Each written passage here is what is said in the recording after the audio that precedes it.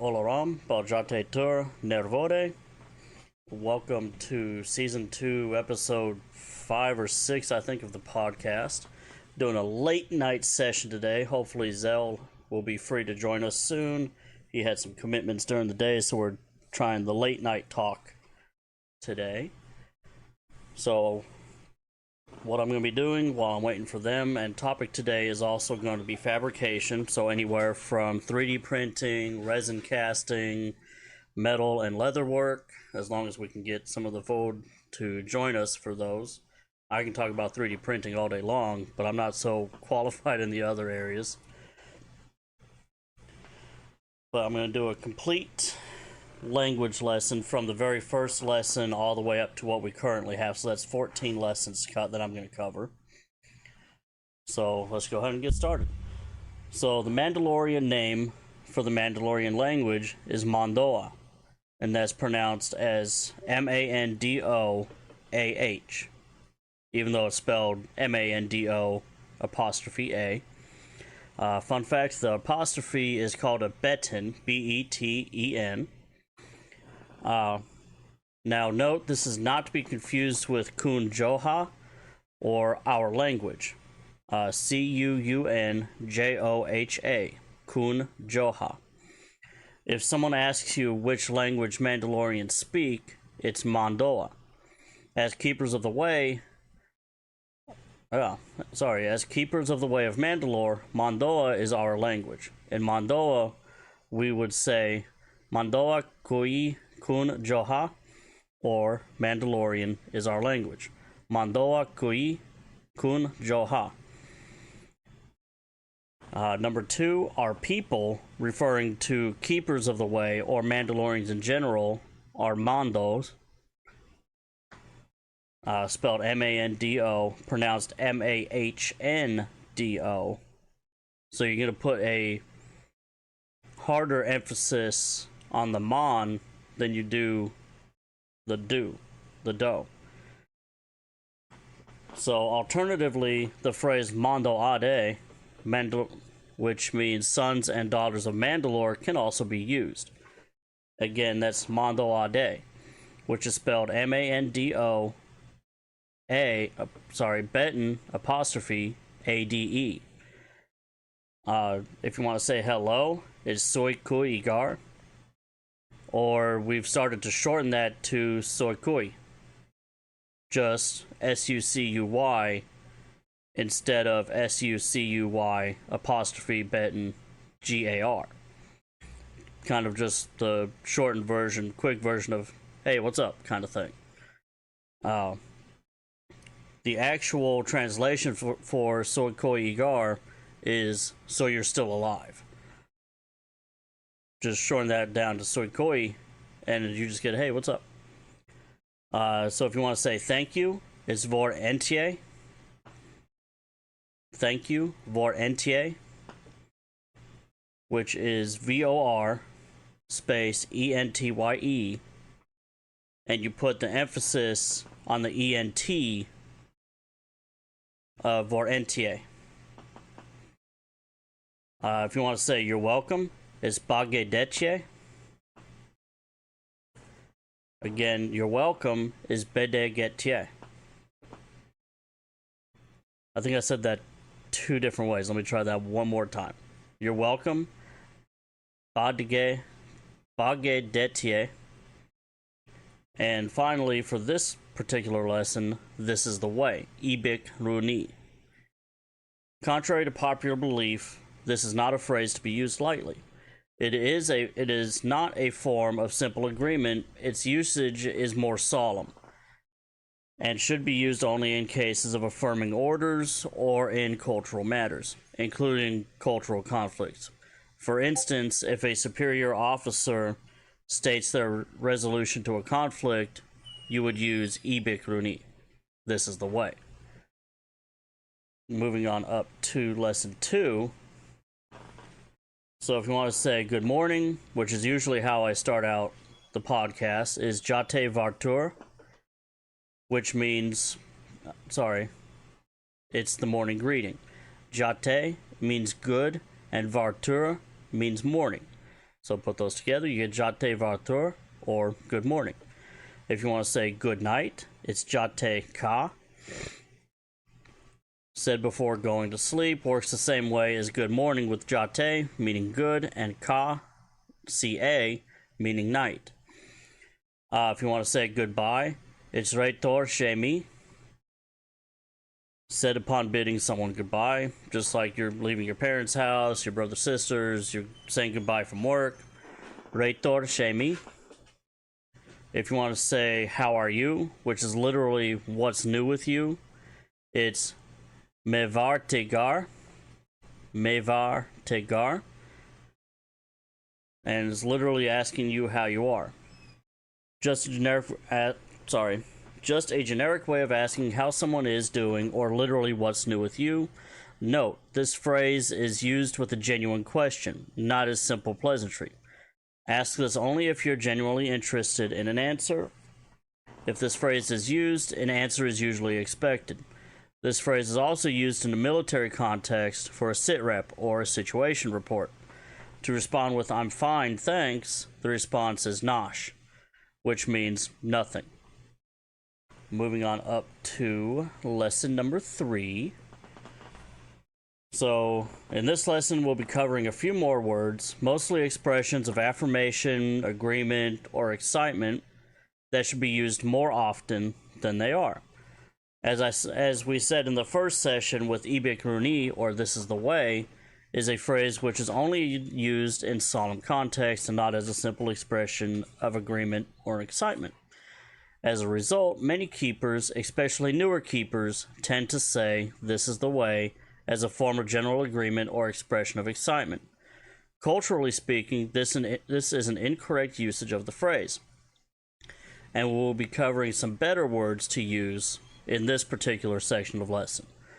So if you want to say yes, it's elek, spelled E-L-E-K, and I'll try to do better on giving you all the spelling as I'm saying these. If you want to say okay, it's jat, J-A-T, jat. It's an informal form of elek, or yes, used in the same context as the word okay in English. This word is actually a shorter variant of jate, or good, which is also a word that can be used to express agreement. If you want to say no, it's naish, spelled N-A-Y-C, naish. It's a standard way of saying no in Mondoa. This appears to be a standard word with no formal or informal variants as far as we know right now. If you want to say cheers, hooray, go you, it's oya, spelled O-Y-A, oya.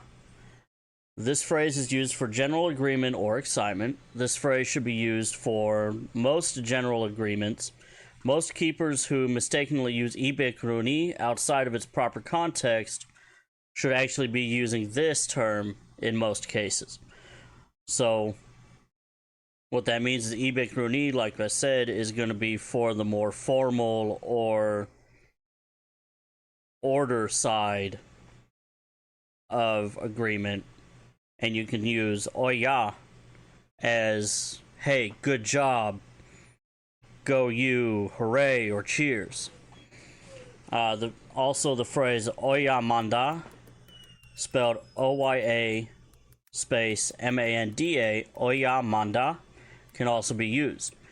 This phrase is an expression of solidarity and perpetuity, emotional and assertive. There is a fair bit more emotion and assertiveness attributed to this phrase compared to the simple oya, which is more generic in its usage. The word manda is somewhat more complicated term which means soul or state of being. It can also refer to a collective soul. So if for example, if someone passes away, they've joined the manda, is that collective soul. If you want to say awesome or great, it's kandosi, spelled K-A-N-D-O-S-I-I, kandosi. Another term for agreement similar to oya, but less formal. Kandosi can be regarded as informal slang of Oya. Moving on to the next lesson. And if you're ever curious about these lessons, by the way, if you're following along, they are pinned in the Mandoa chat channel in the Discord. If you're not part of the Discord, I'll see what I can do about getting these posted to, say, the Facebook or somewhere else. I think we've got a MeWe platform that we might be starting to use soon. I know that's in our link tree. I just know I'm not active on it just yet, but I'll see about getting it posted there as well. So moving on to Mandoa lesson number 4. Here's our 4th session. This session will be covering a few general phrases. So if you want to tell someone to calm down or take it easy, it's udesi, spelled U-D-E-S-I-I, udesi. Just as it states, it's a common way of telling someone to calm down in Mandoa. If you want to tell someone just in case, rate lini, and it's spelled R-E-T, beten, or apostrophe, L-I-N-I, rate lini. This phrase is used to emphasize the importance of always having a backup plan or being prepared. If you want to say I swear or no bol, it's oriat, spelled O-R-I, beten, apostrophe, H-A-A-T, oriat. A phrase used in the context of it's the truth, I swear. If you want to say the words truth, honor, vision, truth is hot, spelled H-A-A-T, honor, ija, spelled I-J-A-A, and vision, ha'it, which is H-A-A, beten, or apostrophe, I-T. This phrase is used to seal a contract, a pact, or promise.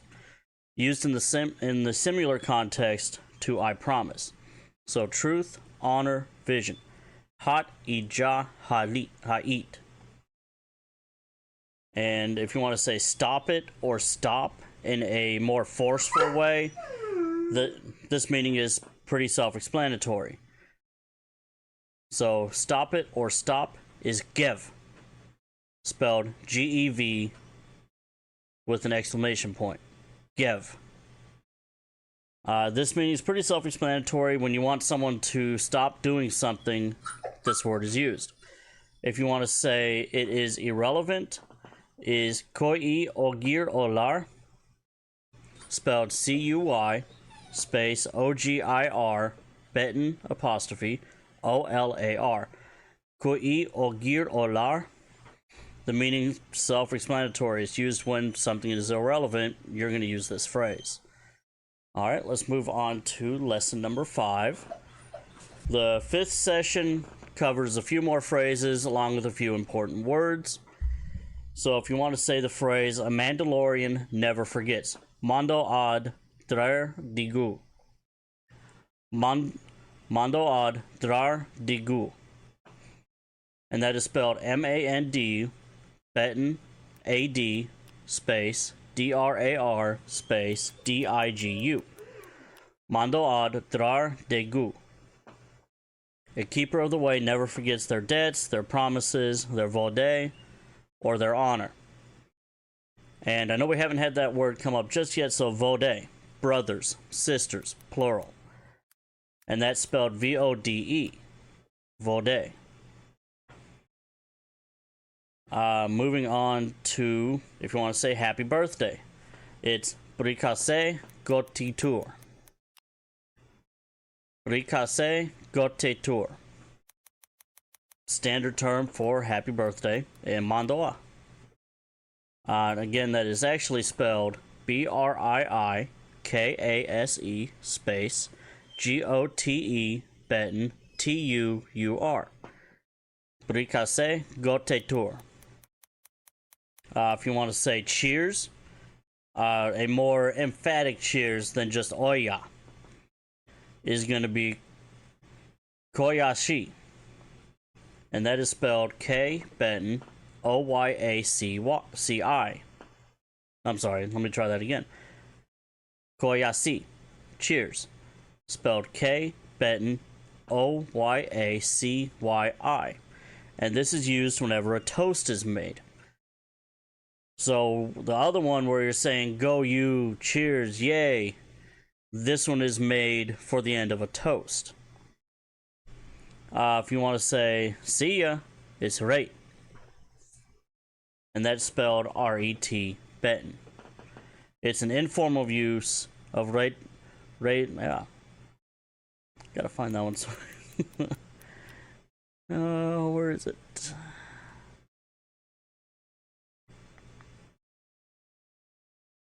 Okay. It's the informal word for rate torche. So we've got goodbye, rate torche me, or we've just got see you. I'm sorry, not see you.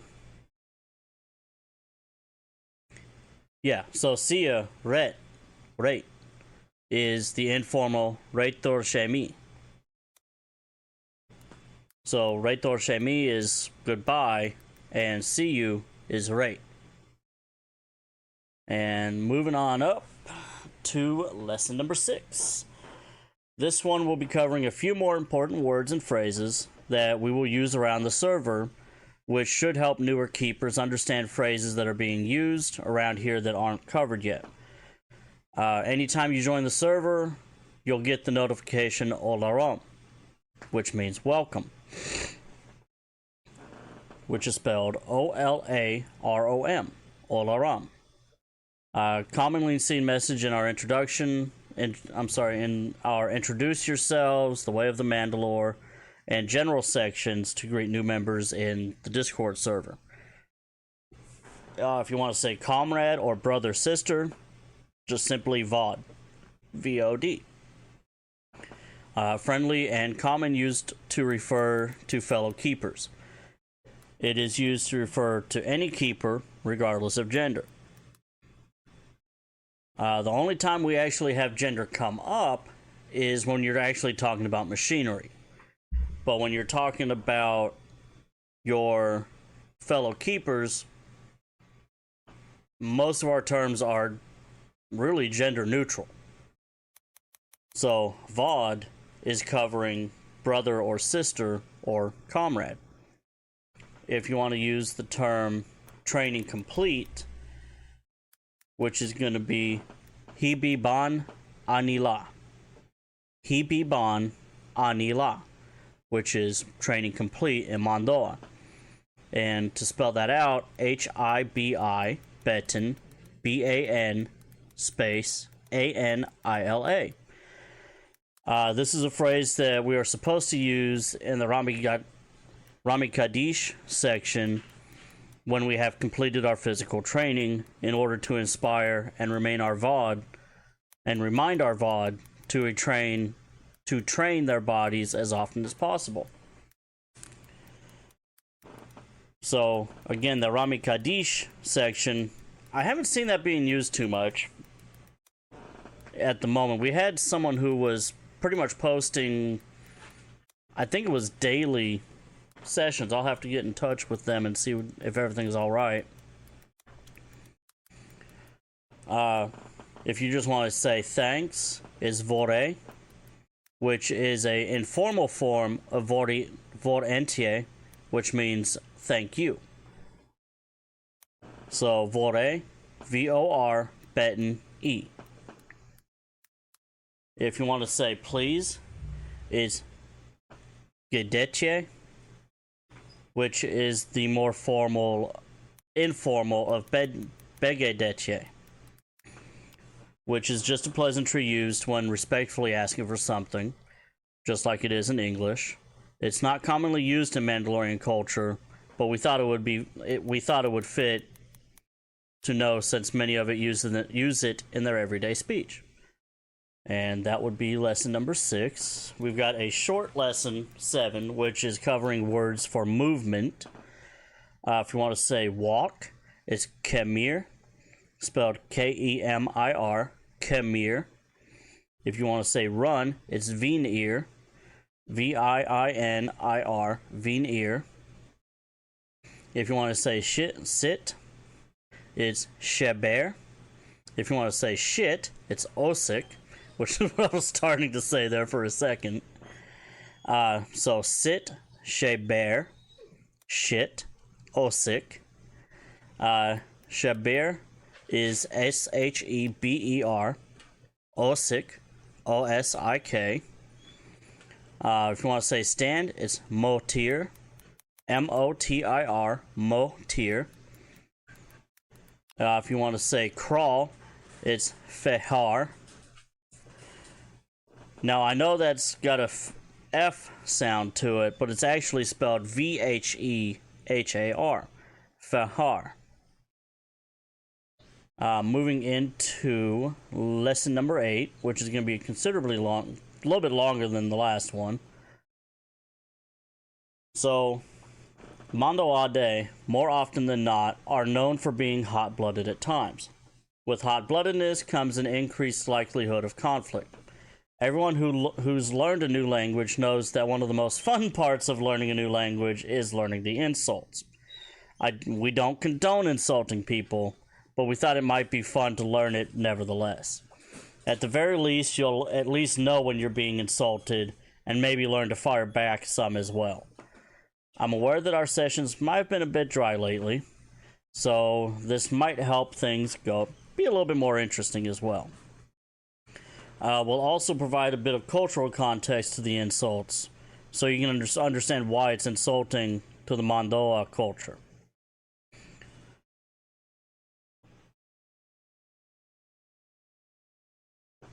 So here are a few common insults in Mandoa.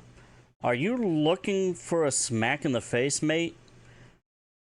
So, Kolpani mirsh more she vode? Or Kolpani mirsh more she vod? A quick way to warn someone they're about to get smacked in the face. If you want to say he's an idiot, Keish mirsh solas. Keish mirsh solas. And before I forget, I need to go back and spell the Kopani mirsh more shade vod. So this one is spelled Corpaani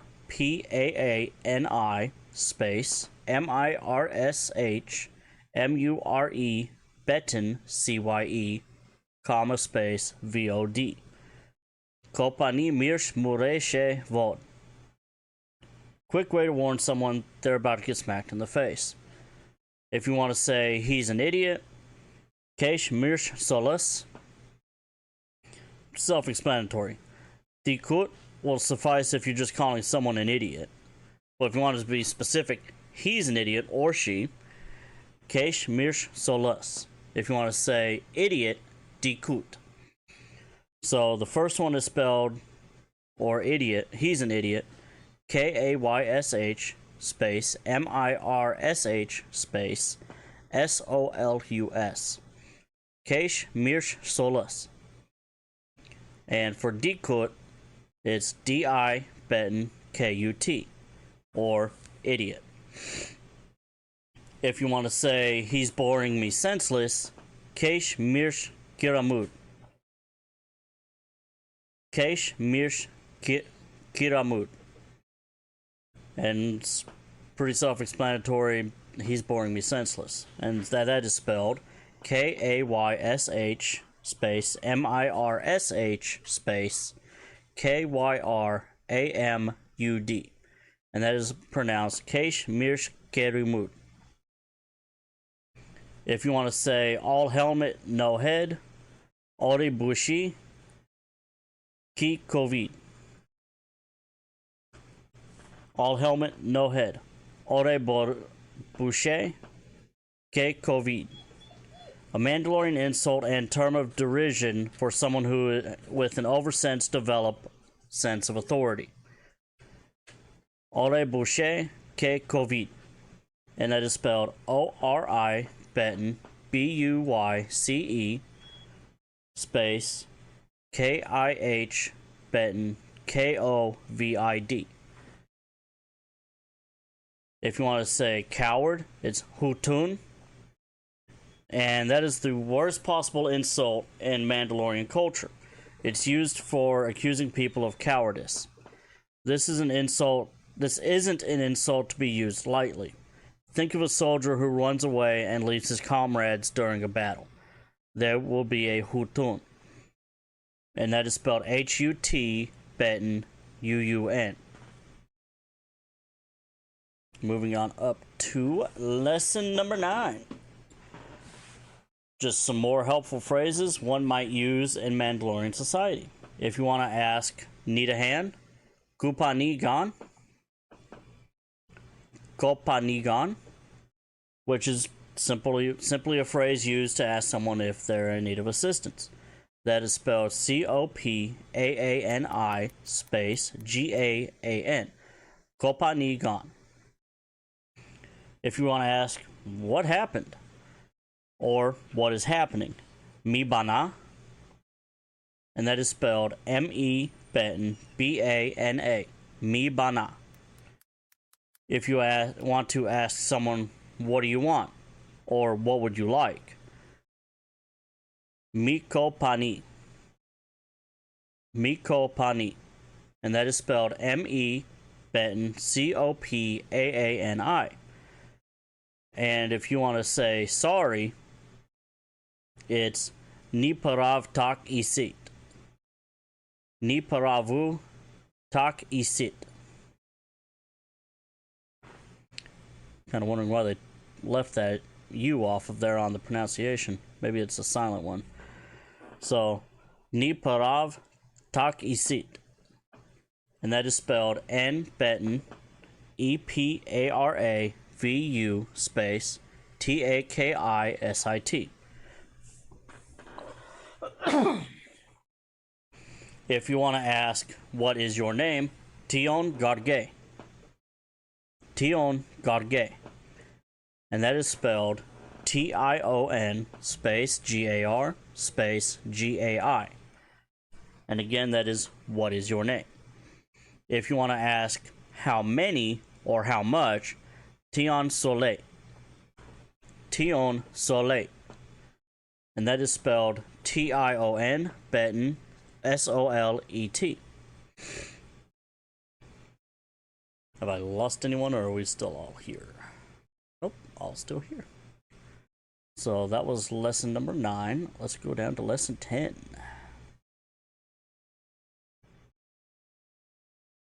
Where is it?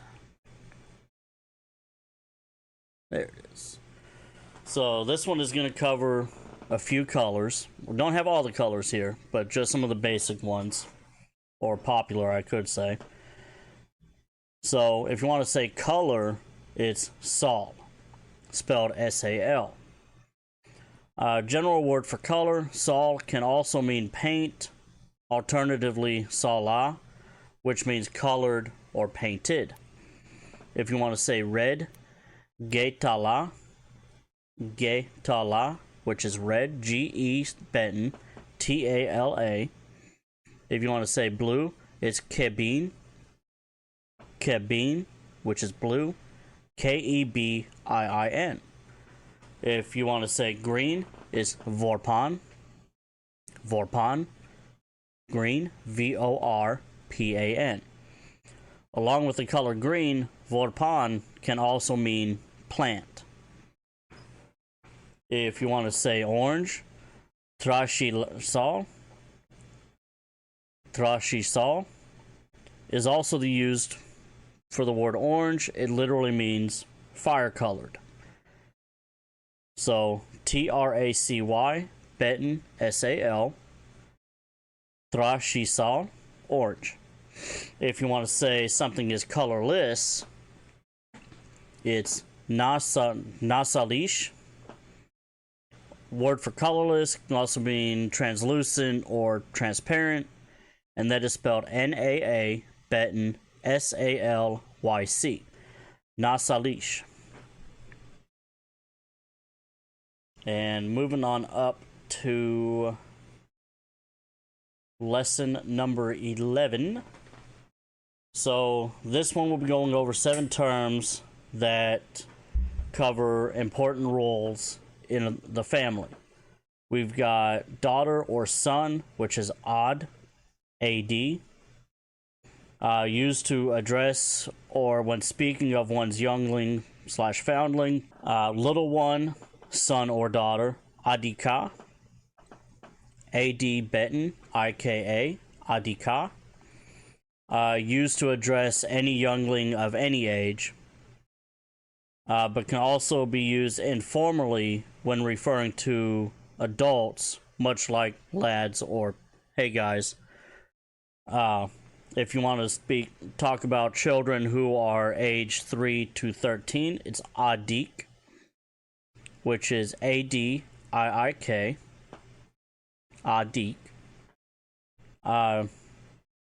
Pretty much a term talking about those who are still underage, because when you turn 14 in the Mandalorian culture, you start being treated more as an adult than a child, instead of the common 18-year-old in current locations. If you want to say family, it's Alit, ALIIT, Alit. And that's generally used when talking about or describing one's family or clan. It is used to help identify one's clan or one's name. So, older brother slash sister, it's Orivad, ORI, Betten, VOD, Orivad. And that's used when talking to or about a brother or sister who is older than you. It can also be used to describe a special friend. If you want to say spouse, it's Ridor, RIDUUR, Ridor. Proper way to address one's husband or wife. If you want to say father slash mother, it's Buir, Borir, BUIR. With this term, it's used to address or speak to one's father or mother. Moving on to lesson number 12. This one will be part of a 3-part lesson, so we've actually got 3 lessons to part 12. And this one is going to cover basic weapons. So these will be terms that we would want to use in the server, at least, due to Discord policies. If you want to say lance, it's Bevin, BEVINN, Bevin. If you want to talk about the big BOMB, not sure if Spotify will appreciate those, so I'm at least going to just spell that one out. It's Trakir Am, TRA Ben, KYRAMUR, Trakiram. If you want to talk about blasters, which is going to be the smaller variety of Threshior. See what I did there? Blaster is Threshior, which is the more compact sized pews. TRACY Betten UUR, Threshior, which is blaster or silent pew. If you want to talk about the shotguns, it's Shoot Thresh, which is SHU Betten TRAYC, Shoot Thresh. One of the more traditional Mandalorian weapons, which is a gun shooting a burst of metal shards with a wide spread, much like our common 12s, 20s, 18s, all that good stuff. If you want to talk about swords, they are COD, singular, KAD, which is a sword or saber. If you want to talk about the blade itself, is a call. KAL, call. It's a blade or knife smaller than a sword, more like a dagger. If you want to talk about the big pews, it's a Kankan, KAN Betten, KANN, Kankan. Used to speak of big pews. sarcastic name for a powerful weapon like the minigun or something like that. If you want to talk about an axe, it's Kotkakan. K-A-T Betten H-O-K-A-A-N-I-R. Kotkakan. If you want to talk about throwing knife, it's a Gukal. G-O-O Betten K-A-L. West, I think I saw a message from you. What was that? Was that just in general or something? Ah.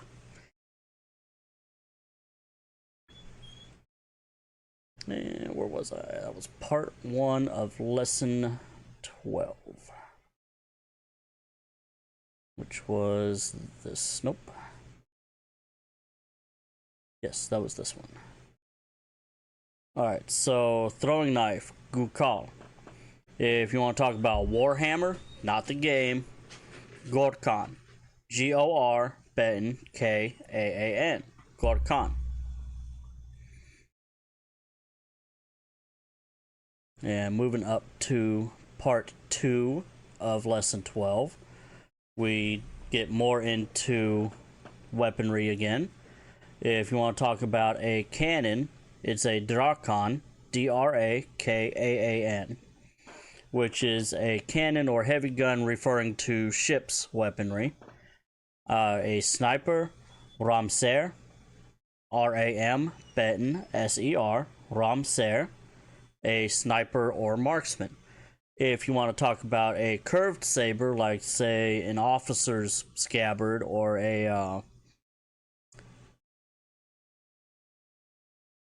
I'm losing the term I was just thinking of. It will come back to me eventually. Is a best cod. Go ahead. Like a cavalry sword? Yeah, something like that. That would be a curved saber or a beskad. B-E-S-K-A-D. Slightly curved saber made with Mandalorian iron. Beskar for that. B-A-S-K-A-R for Mandalorian iron. Artillery, which is Trashiat, sorry. T-R-A-C-Y-A-A-T. Trashiat. A lightsaber, Kadal. Lightsaber is Kadal. K-A-D, Betten, U-A. A hilted weapon of any kind would be a Kadikan. K-A-D-I-K-A-A-N. Kadikan. Very similar to a pick hammer, where one side is a sharp wedge and the other side is a ribbed hammer. If you want to talk about ammo, like ammunition ammo, it's Tabek, T-E-B-E-C. Talking about the shoot, which is the action shoot, Trashiar, T-R-A Betten, C-Y-A-R, to shoot or fire. And our final lesson, apparently lesson 12 is actually just 2 parts. So moving on to lesson 13, we talk about animals and their Mondoa names. If you want to talk about if you want to say snake, Nashtabash, which is N-A-A-S, Ben, T-A-A-B-A-S. A bear, Orukaded, O-R-U-K-A-D-E-D, Orukaded. A bear animal from Mandalore, looks like a bear with hairless skin and grows about 5 meters long. Extremely protective of its pups, even after they reach adulthood. So much like our common grizzly, black, brown bears that we have here on Earth. If you want to talk about herbivore, it's Bas, B-A-S, which is an animal herbivore, any which can be hunted and used for meal. A baby animal, Basika, B-A-S, Betten, I-K-A, Basika. If you want to talk about sheep, Bas Kotakor, B-A-S, Betten, Kotakur. Cattle or livestock, it's Yambas. Yambas. Yam Betten Bas. A dog, Yamkaded. Yam Betten Kaded. Yamkaded. A cat, Yam Serkal. Yam Serkal. Yam Betten Cerkal. Yam Serkal. A spider, Shane Tob. Shane Tob. Shehn Betten Taab. Shane Tob. A wolf, Kurskaded. Korskaded, which is spelled Kurs Betten Kaded, which is a rather fierce beast from Mandalore, more similar to an ancient direwolf or Fangs of the Forest. Moving on to our final lesson that we have currently posted is, again, keeping on the topic of animals. So we've got a predator, Kadash, which is Kadas, Kadash. Predator or carnivorous animal. A baby predator, Kadashika, Kadas, Betten Ika. Kadishika, a cub, pup, or a baby predator. A cow-like creature is Govidi,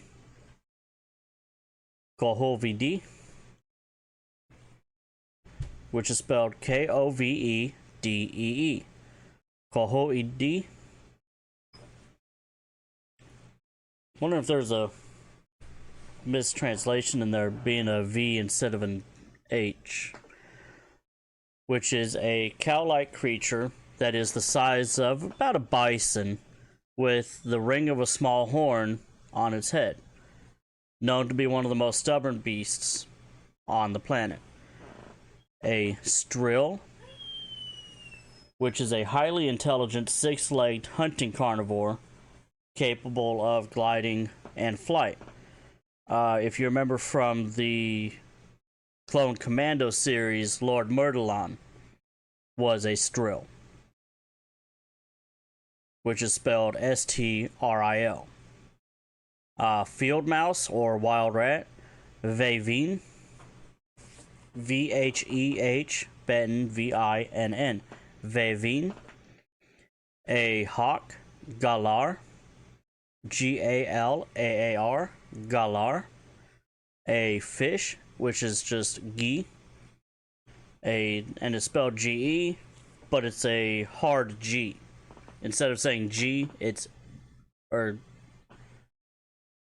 of saying Gi, it's G. A big bird, not talking about Sesame Street here, it's Warshinar, sorry.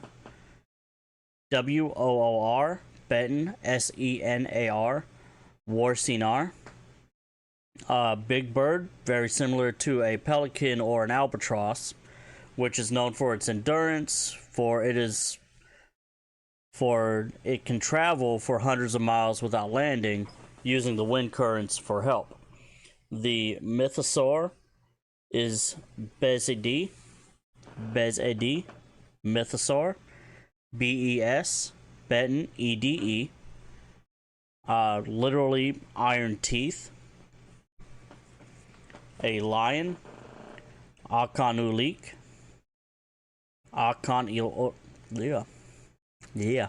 tongue-tied, yay. Akanulik, lion used for fierce warrior, one who is always on the front line. So that is our language coverage for this week. Decided I'd go all the way back to what we had currently posted in the language channels. Hadn't done that in a while. And now moving on to our daily topic, which is fabrication. Now, me personally, being a part of the Bezbe Bora, or the Armorers Guild, the Crafting Guild, I can talk about 3D printing at least. I mean, what questions do y'all have to get me started for fabrication in general? Like, I really don't know, because like I said, I can talk about 3D printing till the cows come home, but I need a jumping off point to be able to get into it. Exactly. I guess we could talk about the different kinds of printers or fabrication methods. Yeah. We can just go more in depth into certain ones versus others, because nobody from the Heart of Iron has messaged me back saying they want to join in. Mm-hmm. Yeah, that's unfortunate. I was gonna say West. Besides myself, West Mitten Mando. My name's Brad, by the way. It's a little easier. All right, I can remember that. Brad, are you the one from the PR, Brad, or is that someone else? I think that's somebody else. Okay. You're not in any Facebook Messenger groups? No. Okay, that's a different Brad then. That must be one of the Allure. I didn't know if that was you or not. No, sir. I didn't figure it was, but as soon as you said your name, I was like, I'm gonna ask. Might as well. I mean, the worst he could say was no. Right. Yeah. But, and if he said yes, that would give me a face to a name. Mm-hmm. Did you have any questions, Brad?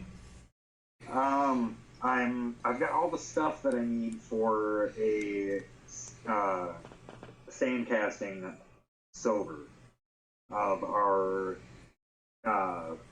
emblem. Mm-hmm. And like we 3D printed a stamp and all of that. I can't do it right. I don't know what I'm doing wrong. So are you with the sand casting? Are you dusting it before you pour? With borax? No, not borax. You'd use Then no, I the only thing I'm doing is putting borax in the crucible. So yeah, that you would put that in there, but you'd have to dust the sand cast. Okay, so here's something that was recommended for one of our initiates in the Heart of Iron chat in the guild. They will use premium jewelry making casting powder. Mm-hmm. And usually they apparently buy a 30-pound container of it. The other option is using like plaster. Ground natural calcium carbonate is a good releasing agent. Finely ground natural calcium carbonate, that is okay.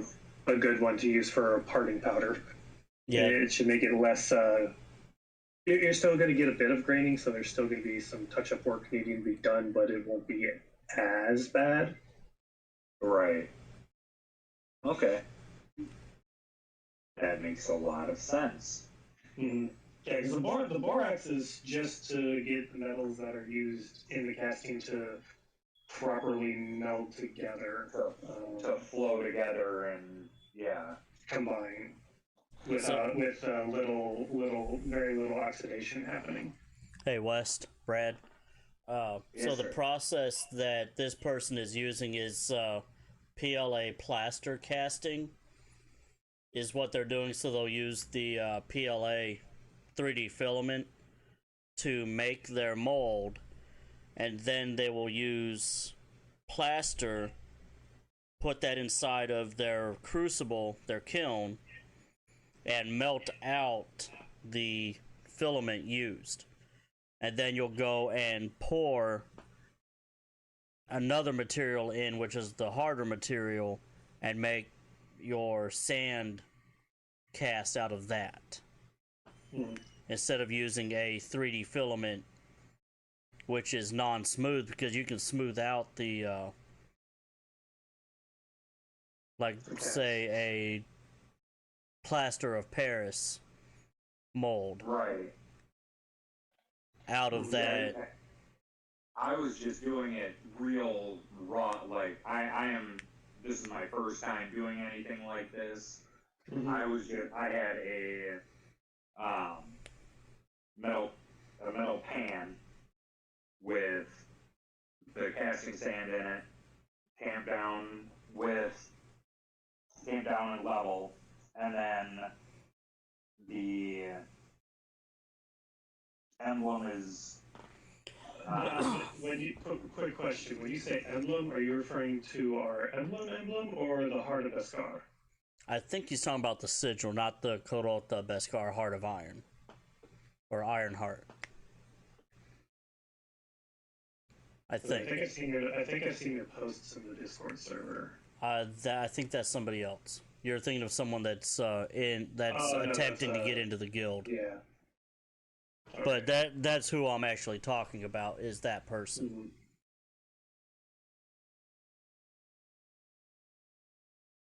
Mm-hmm. So are you referring to the sigil West, Brad? I think we lost him, boys. Oh, no. No, I'm on push to talk, so I was putting a picture up of the emblem of the actual, like, I have the cast. Oh, okay. One thing I would say is, because that doesn't seem like a very deep impression. Yeah, that only looks like it's about 2 or 3 millimeter into it. Yeah, I need to go a little further with that next time I get it printed. That's probably, I was thinking that too. I would say at least double it up to 6 millimeter. Mm-hmm. Let's see, where is my Because that'll be there it is. Another reason why you're losing a lot of details and having problems casting is sadly there is a minimum depth for something the size of the sigil. Gotcha. Now if you're doing like blade castings or things of that nature, the white area makes it easier to where you can have a thinner piece. Brad, I got a quick question for you. The sigil that you've got printed right there, how far out does that extend from the flat piece there? Oh, it's like maybe 2-3 millimeter. Okay. It's not very far. So about 1/8 of an inch, give or take?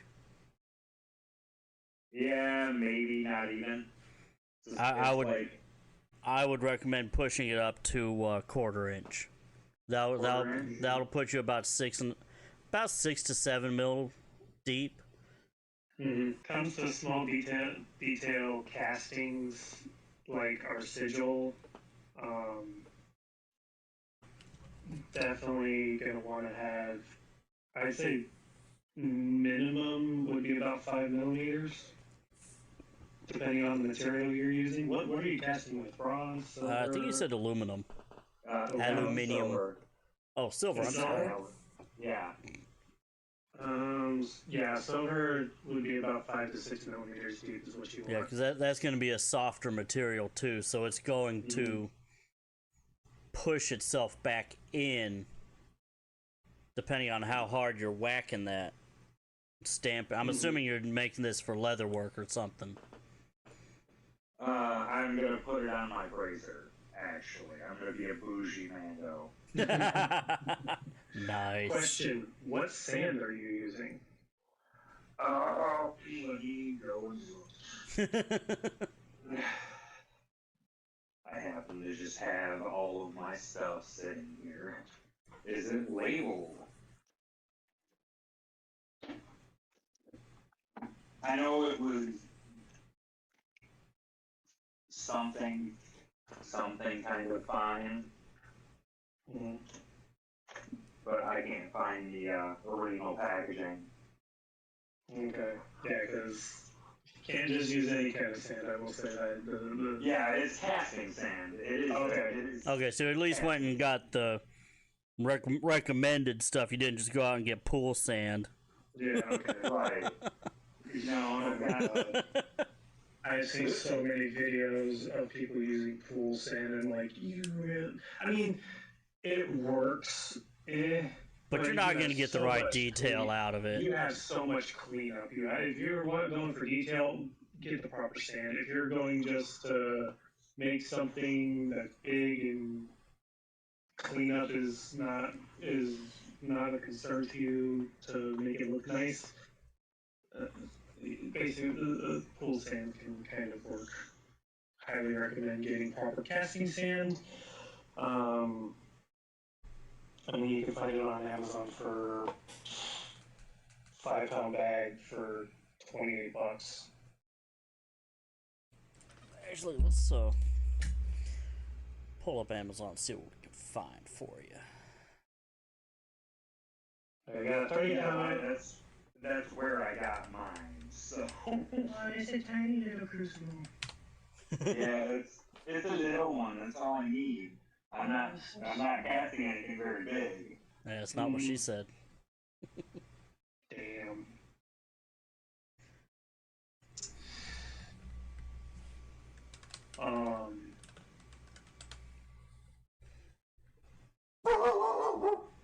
And you have casting silver, okay.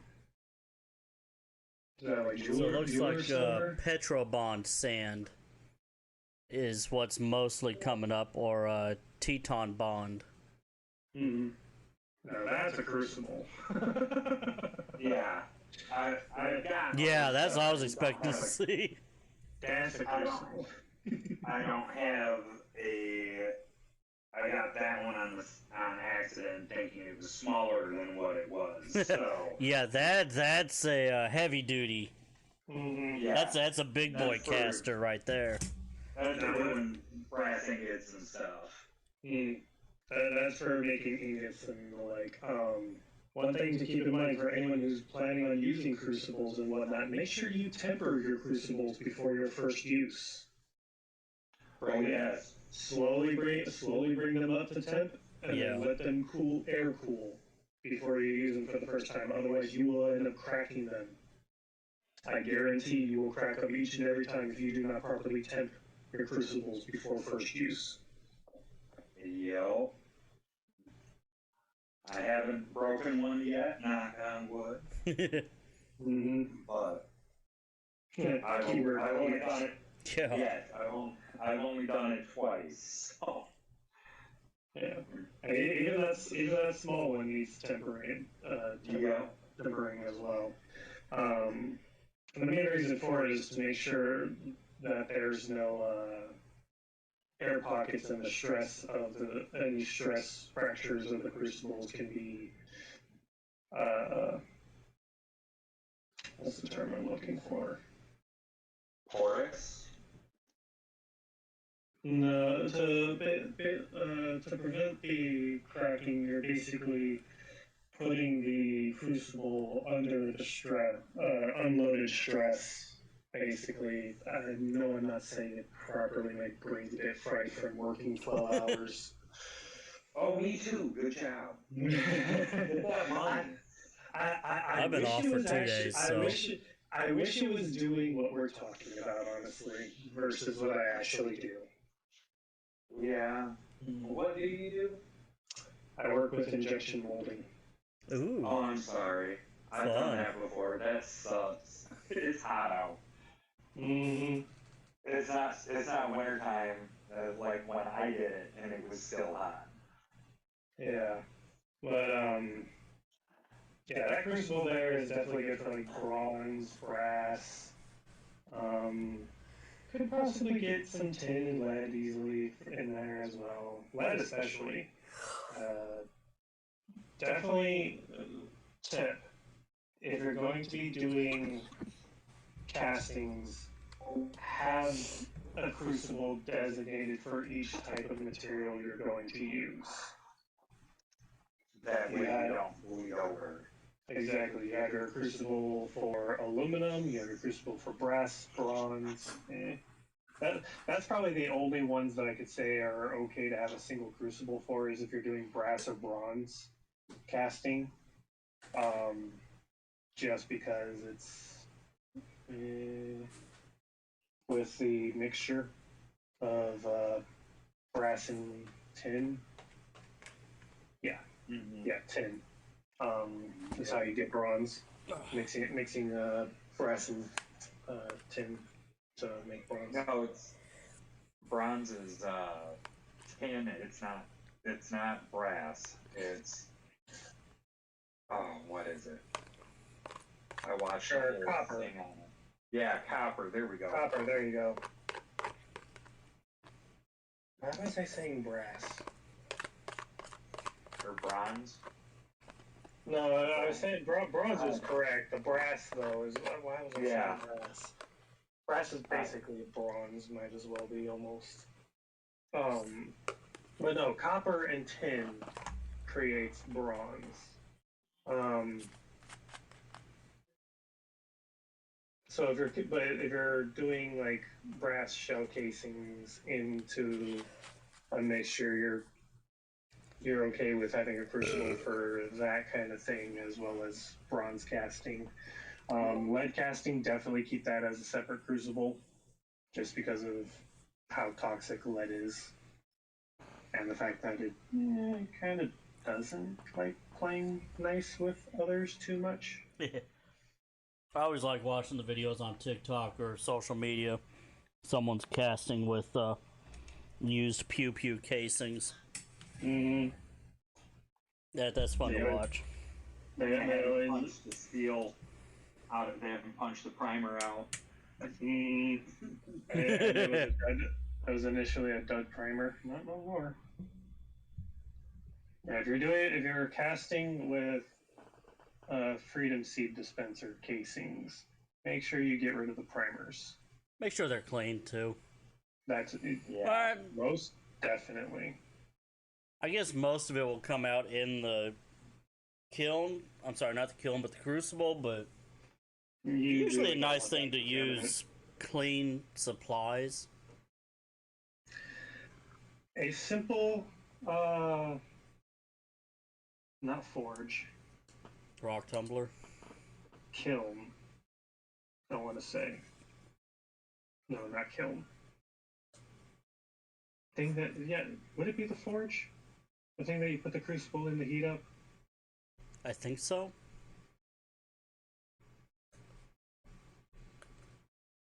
Now I can't even think properly. Good lord, I am bad right now at my forging memory, my fabrication memory. Good lord, because the thing is I've learned metallurgy. I've taught myself metallurgy. I took a class back in college, but that was about 13 years ago now. Yeah, I want to get proper hands-on learning experience for it to actually to call myself a metalsmith. I'm pretty sure my apartment complex would not want me to have a forge on my patio. No, I'm pretty sure that goes against your lease agreement, because the fire marshal would definitely have something to say about that. Yeah, we're not even supposed to have barbecues on our patios. However, that's because of an open flame. If you get a couple fire bricks and a good metal coil, run electricity through it, and you can technically have a forge on your patio. Because it is not an open flame, and that is the specific reason why most apartments do not allow grills, is because they are open flame. Yeah, but then that arc reactor, which is basically what you're talking about, is going to draw a massive amount of power. Not as much as you think. Okay.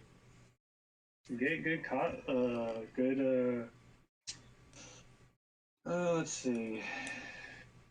Talk about 3D printing while I look this up real quick. So what I've got is a VoxLab Aquila 3D printer. No, you're fine, dude. I think I paid about $200 for it. I can print most things. It's got I think it's an 8-inch by 8-inch bed. And give me a second to find a tape measure. There it is. It's all the way over on the bar. I'll be right back. I'll tell you how big it is.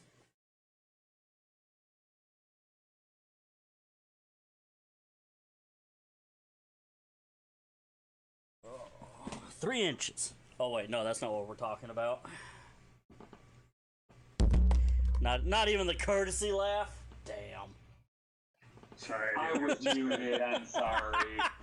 What was it that you said? Muted. I'm very sorry. I said, let me grab the tape measure. I'll see how long it is. 3 inches. Oh shit, we're not talking about that. I mean, at least you got a good personality for your girlfriend.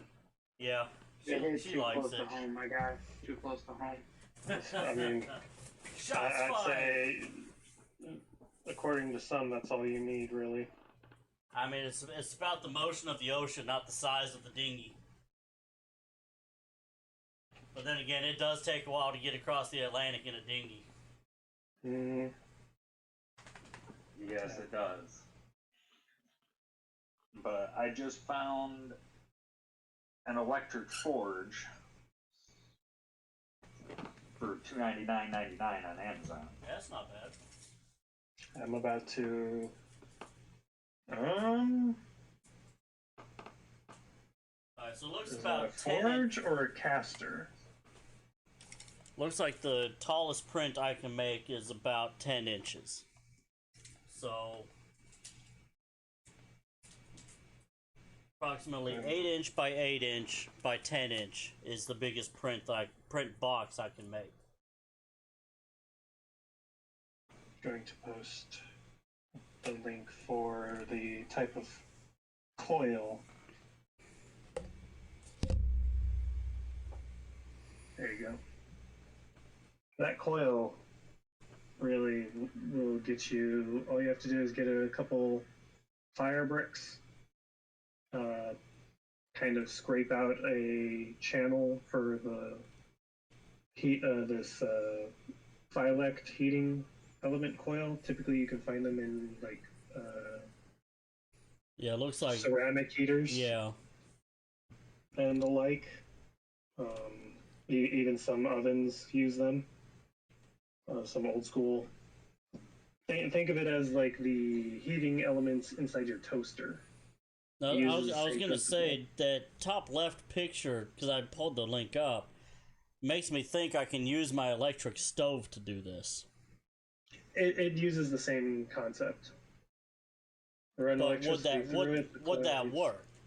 Like, let's say I put an electric stove outside. That gives me 4 burners.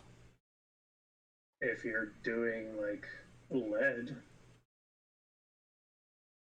I'll say, how hot can an electric stove get? hot enough. It's more so the fact that it's an open heat source, whereas what I'm talking about would be making a almost oven like Yeah, but I could, design. if done right, you can build an enclosure for the coil. Mm-hmm. Just like you would do for a 3D printer. If you want to keep it at higher temperatures and keep that temperature a solid temp, just build an enclosure around it. The issue you run into is the fact that the heat is in one direction. Is coming from one direction, whereas with a with a forge, you typically want to be able to get the heat all around. Yeah, no, I'm following you on that. Mm-hmm. Just talking about for those who might want to do this way instead of going for the open heat source, open flame source of the furnace. Yeah, like Amazon's got a decent 8-pack of 9 by 4.5 by 2.5 inch fire bricks for $60 that you can easily carve a channel out for the heating coils. Combine that with getting a platform of a little bit bigger bricks to have as a base to sit under to keep the heat from getting too far downwards.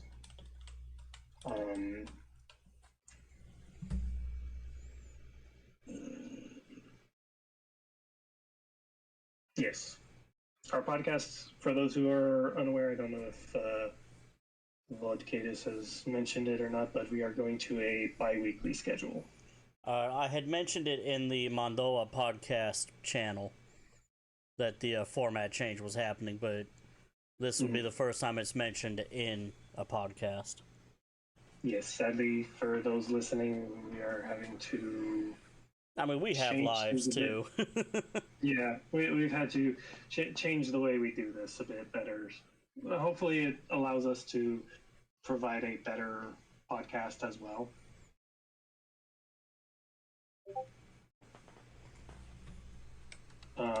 But yeah, fire bricks are a cost up front, longevity kind of investment. Buy once, cry once. Right. Yes. You pay a decent amount up front, but hey, it's Aru. Really, he decided to pop in. So keep going, bud. Keep the flames away from him. Oh no. Aru is not allowed fire. I didn't know you guys were gonna run this so damn late. Fuck. I was at my boss's place for about like an hour. I was sitting on there until like 6:40, and I was like, I wonder if that's not happening tonight. I was still on the road home from my parents when I saw that message, so. Fair enough. And it sounds like you're hitting the road now. I think I heard you shift gears. Yeah, no, I'm on the road right now heading home. I gotta wake up at 3:30 in the morning. Ooh, yikes. Ooh, right there with you. 4 a.m. for me. I don't have to be up until 1:30 p.m., so. Yeah, this weekend was super busy. So I brought the girlfriend to her concealed carry class. She practically outshot everybody, which was fantastic. That Ibikruni, this is the way. And that was her second time ever using a gun ever. And so she got to use the PSA dagger. She loved it. The instructor was really impressed because not only did she outshoot everybody, but I purposely gave her like raised suppress sights, and she just didn't have a problem at all. It's like, I'm just gonna give you this and give you give some other people some handicap. Okay, this is a phrase I really hate saying because it diminishes one's hard work. But I can't help but say that she sounds like a natural when it comes to shooting. Oh, 100%. Like, I had her start really small. She was very afraid to handle them, so we took baby steps. Mm-hmm. And so she handled the handguns because that was what she was willing to touch.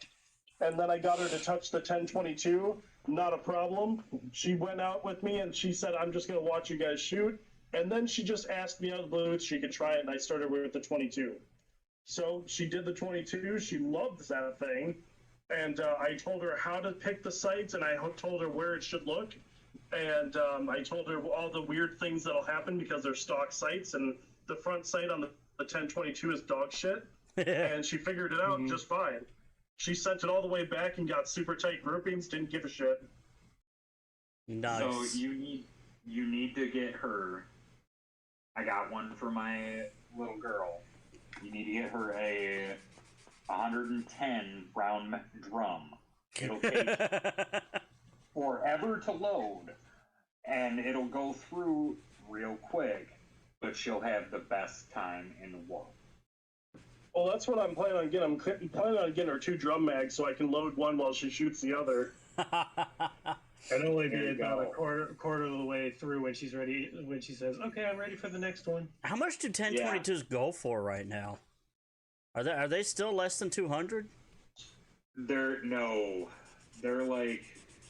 I got mine for free if you count the fact that the VA pays for them. Wait, what? I get the VA checks. I haven't paid for a single gun in 2 years. I was about to say, excuse me, how do I get in on this VA free gun thing? Oh, you gotta get your broken knees and shins. Oh no, I get it. I get I think it's 20% disability, so I get 320 something, 330 something a month. Only get that. I got 70. Yeah, I really need to go. I really need to talk to someone at VA to get my rating up because I've got bone spurs. Mm-hmm. And Yeah, you definitely that's need a to talk to constant someone. pain. That's not a 10% pain. Literally, it was raining, storming the last 2 days, and it has hurt to fucking walk. Is ridiculous.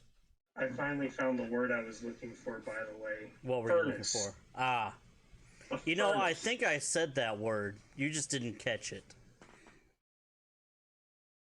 Honestly, I think I did. Yeah, the instructor was getting kind of. I did warn them. It was my second time going to that specific class. Totally different instructors. I definitely outdid a lot of people there. It wasn't supposed to be. They keep saying it's not supposed to be a beginner class because it's for your actual qualification for concealed carry, right? So there's not a high expectation, but it's not a low expectation. And so basically, you know, I had my Taurus G3C there, and I was getting super tight groupings and everything. So the instructor said, okay, you're both going to fucking show off and everything. I'm going to put it all the way down to the fucking other end, and so you're just going to fucking shoot there. Okay. I'm like, okay. And I still got it fairly tight for a shitty little 3-inch barrel out of a compact gun, and he was like, all right, I'm done. It was what, about 30 yards out? I went from it was supposed to be 5, 7, and 15. He pushed me out to like, it was closer to 20 at the end. Nice. A decent tight grouping on a 3-inch So 20 yards, at least 50 feet, give or take. I have the paper. I can show the picture. For those who use the freedom measurements, that'd be 60 feet. Well, I said minimum 50. Freedom measurements. Yeah, that's still like what 20 under the shot that Dickens took in Indiana. I don't know. He downed that freaking insurgent kid that was running around shooting people.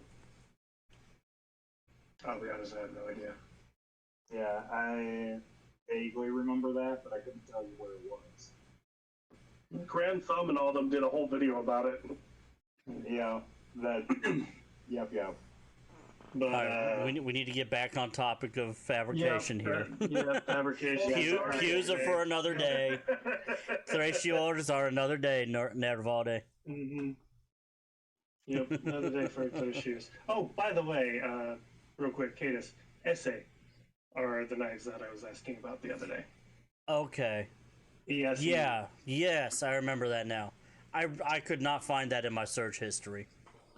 But anyways, yes.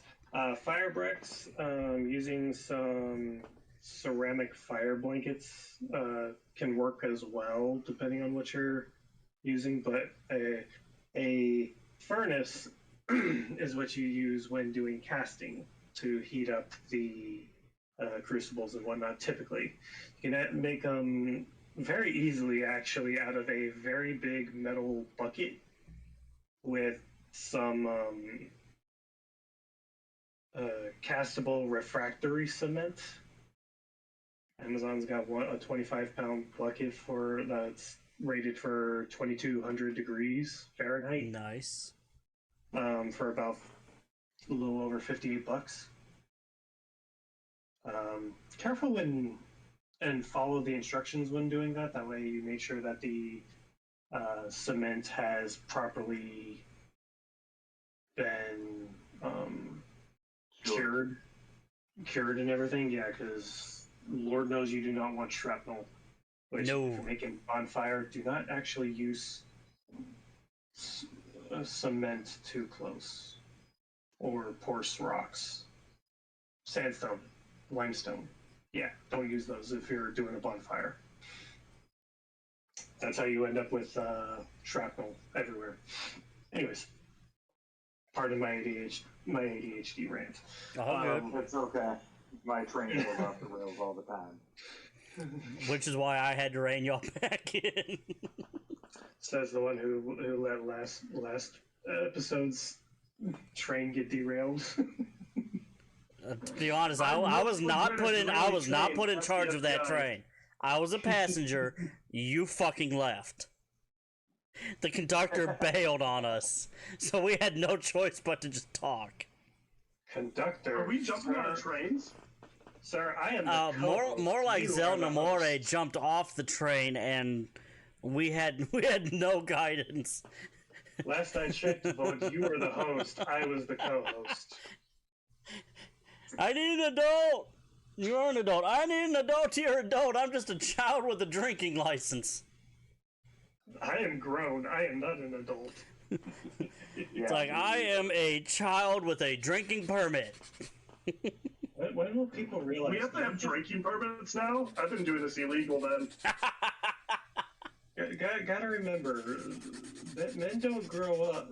Our toys just get more expensive and bigger. No shit. Yeah, like Tannerite. Neish Osik. Oh, here's one for you. You want to say no shit? Neish Osik. Exactly. So I put up I found a kiln on Amazon that I threw up in the chat. Did it hurt? Give me your little bit. I see it. The Toatu. Melting furnish. It's Yeah. not very big, but it's as big as I'm getting. Yeah, for what you're making, yeah, that is definitely. Hey, that's literally a free one for me. Just gotta wait until the first of the month to buy it. Mm-hmm. There we go. Yeah. Well, if you're feeling generous, Cadus. As long as you're gonna make shit for me, I'm all right with that. What You is... buy me the here. I'll tell you what. You buy me the kiln, and I will buy you the silver. Are we making silver coins? I'm so into this. Actually, I do have a coin that Kaber is making for me, and we have our challenge coins. oh no, I have a Naish Shab coin that I have being made. And if you know that translation, Naish Shab, zero fucks. Basic, please. Zero yeah. fucks. Cadus also has my espionage coins. Yeah, you need to get it. You need to DM me about if you want me to actually print those or not. Oh, definitely. I'll have to DM you later. I need to save that little furnace, by the way. Also, what is the topic of discussions? Fabrication. Fabrication. Oh, so I'm in a metallurgy. fabrication shop. Oh, I got my job as a welder, so that's pretty dope. Nice. Yeah, Good job. welding. Bravo. Yeah, metal, Yeah, leather, metallurgy, 3D printing, leather. resin casting, all of it. That's the topics. I love that. Even design, which if anybody needs anything designed, please feel free to hit me up on Facebook or Discord. I mean, it's not free, but my prices are definitely Reasonable. yes, very reasonable. I generally charge an hour minimum, but that hour minimum's still a reasonable price. It's like $20 for the hour. I bet you it wouldn't take me too long to, put some AR-500 on my car. I'm sorry, this is going to go off track again, but that comment just made me think about something. The extended car warranty people that call me, I fuck around with them. Oh, I have them thinking that I've got a 2010 GMC Sierra with less than 50,000 miles on it. So anytime they call me and I'm literally on the shitter or driving or something, I will answer the call and I will waste their time. They're calling me, so I'm going to waste their time. So I've got a 2010 GMC Sierra, and this is what I'm attempting to put on it. A 20mm cannon. Rockets. I just want to get a Toyota Hilux with the technical in the back. I want to put a oil slick, oil thrower behind it. And I can actually give the instructions on how to do that. Oh no, I'm sure you can, but at the same time, these people are calling me to waste my time. I say this with actually a little bit of pride. I've read the Anarchist Handbook. I'm sure Aru has too. I'm sure Aru wrote it. I can neither confirm nor deny that. Okay. Shut up. There's also this very special green book. It's got a green, white, and orange on it. I don't know what it's called, but you fill in the blanks there. Mm-hmm. Okay, y'all tell me if I'm right or wrong. Do Aru and Xell not sound alike? I don't hear it. They kind of do, but you can tell that Aru is from Minnesota. Aru. Yeah. I don't hear it. What? And we sound alike, apparently. No, I sound more like a drunk with a speech impediment, honestly. Like I said, you sound like you come from Minnesota. Thank you. Even Zembre hears it a little bit. I am from the war zone known as Minneapolis. I'm from the war zone known as Memphis. Bring it. I'm from Military City, USA. Houston? I'm from Holland, Michigan. We got a tulip festival. Yeah, at least it's not Flint. Yeah. Florida, the land of gators and old people. And explain to me why it is that styrofoam furniture aren't big. We have Florida VOD in the chat. Because if there's a house fire and you set styrofoam on fire, bad things happen. Napalm! Yes, but hurricanes and flooding. Yes. At least with hurricanes, you get a warning. You got 3 days. Get the hell out. No, I just don't see the appeal of living next to a freaking flood zone. Hurricane parties. I guess some people like to live dangerously. It's not a danger until Waffle House closes.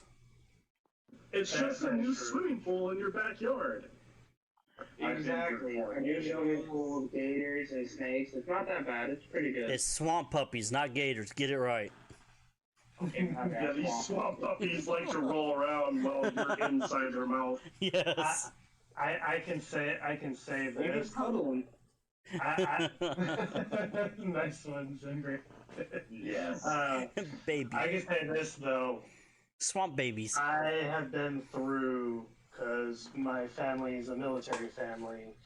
My dad was stationed over in Guam in the Pacific between 99 and 02. We went through the worst typhoon, Category 5, the Ooh. strongest typhoon in Guam's recorded history of having. I slept through it like a rock, apparently. You would have never known. Oh no, I knew it was going on, but I had no problem. Goes, Dad, why is everything fucking wet in here? No, I think Stop wetting your bed, son. No. My house was on a hill. But get this, the rest of my family ended up developing mold allergies Oh. because right before we left there, because they were going to tear down our place, we actually ended up getting into the unit, because it was a duplex, got into the unit, the wall that we shared was covered in black mold. Oh, shit. Just like most of the on-base housing. Probably. For a good chunk of that time, though, we ended up with like free cable apparently. All right, back on topic. We Yes. strayed again. Casting, though, yes, that is actually a very good furnace for what you're planning on doing, and will do you wonders, actually. Cool. Now, if you don't mind me asking, Are you self-printing the 3D stuff, or are you getting it from someone?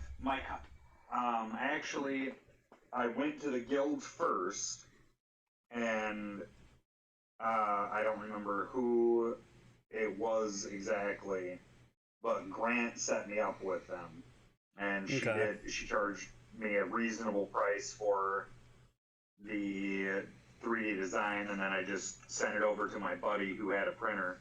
Gotcha. But now my cousin he owns a business, and he's got like 7 printers going 24/7 now. So I'm just gonna go to him and have him do this real quick. Be like, hey, print me that. It's like, and it's 2 inches by 2 inches, maybe. Not even. Okay. I would still recommend bumping the depth to a 1/4 inch to about 6 or 7 millimeter. Definitely. Because that 2 or 3 millimeter is fine for like the 3D print if you're keeping it that way. But if you're trying to cast it, you want a little bit bigger because it's going to smush down. Gotcha. Mm-hmm.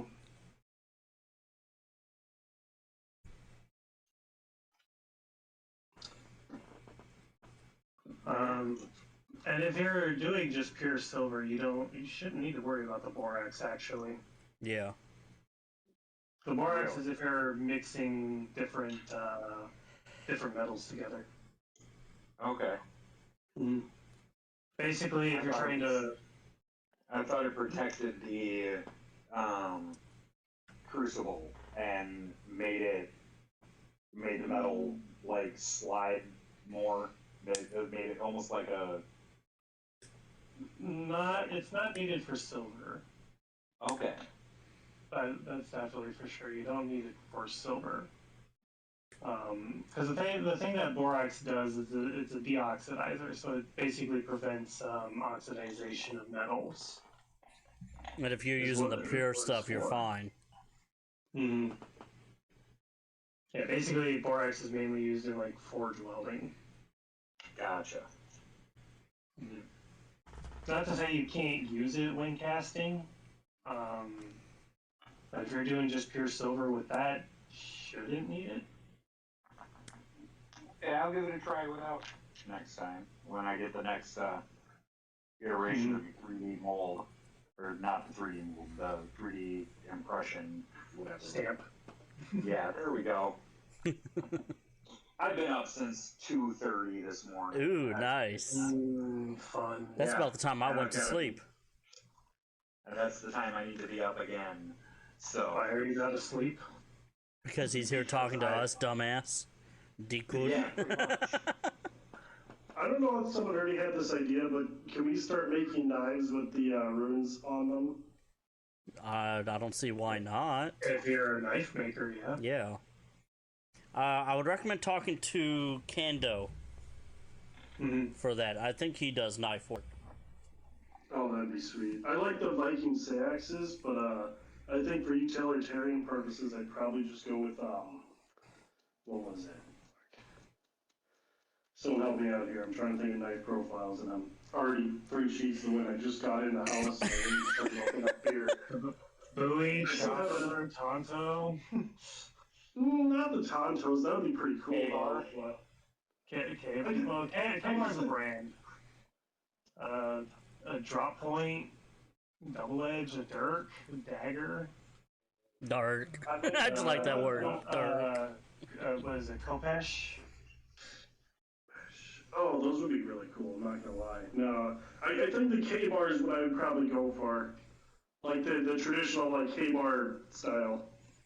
I'm trying to think of the one that I like. The one that's got the K-Bars are like clip point.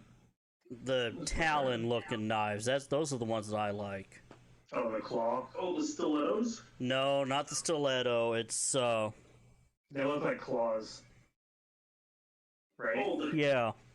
The karambits. Yes. Karambit. Those aren't Italian. No, I didn't say Italian. I said the talon looking ones. Oh, okay, yeah. Not again, Italian beer and like the wine. country. Beer and wine. Decut. Shabla Decut. Fucking idiot. To be fair, my mic is horseshit on my phone. All phones are pretty much horseshit mics. They pick up way too much. Which sometimes can be a good thing, sometimes not so much. I mean, I'm pretty sure my little pocket fed is kind of fed up with all the memes I've been sharing. So I know you ain't been sharing much in here. I haven't seen you around in a while. I've been working. I was at an auto body collision center for a little while. I was trying to get situated there. Stuff happened, and I felt the need that I needed to get a new workplace. And so I made use of my welding certification, and I started working in Hudson. Yeah, I've seen those though. Is that the style that you're referring Yeah. to? Mm-hmm. Not the folding one, but yeah. Yeah, but that design where Yeah. it's the hook, the claw blade. One that looks like a raptor talon. Yes. Part of why I like it, because it looks like the raptor's talon. The raptor's claw. They are good knives. They're not an all-arounder. No, I actually just got a new one about a month ago. It's out in the car. It's pretty much where I keep it, but it's a spring assist. Hmm. It's black and red. I had to get it as part of my colors. The only thing it's missing is the green, which I think I might somehow find a way to disassemble it and coat the blade with a greenish shade. Depending on the metal, you could,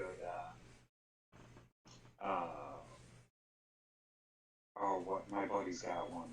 He runs a jewelry shop. Anodize it. Okay.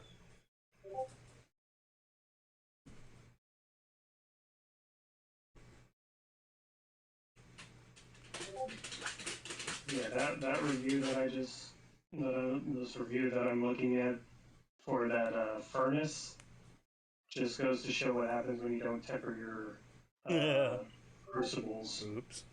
They ended up cracking the lid. The lid. The lid is on fire. No, I got what you're putting down.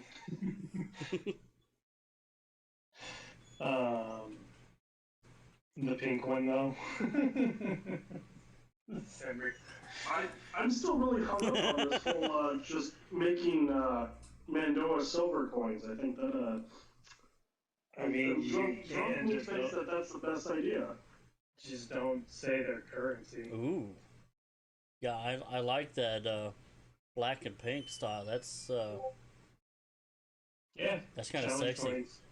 If you say they're challenge coins, you can get away with passing them around. But if you say their currency, Oh, is that a law with the SEC? Is that going to get people in trouble? the federal government does not like it when other people make money, Nope. Of course not. make their own kind of money. Because that's their gig. That's how Bitcoin almost got in trouble. It still is kind of in trouble, but I digress. Mm-hmm. But yeah, no, silver challenge coins. No, I think that would be really cool. Mm-hmm. I mean, I guess as long as we don't give them like an actual monetary value per se, we could use them as a quote-unquote currency, pseudo-currency. I think the proper terminology with bullion would be rounds instead of coins, so they'd be fractional. Mm-hmm. Yeah, they'd be That'd like be more- 0.9999. They're the non-minted variety. That's essentially it.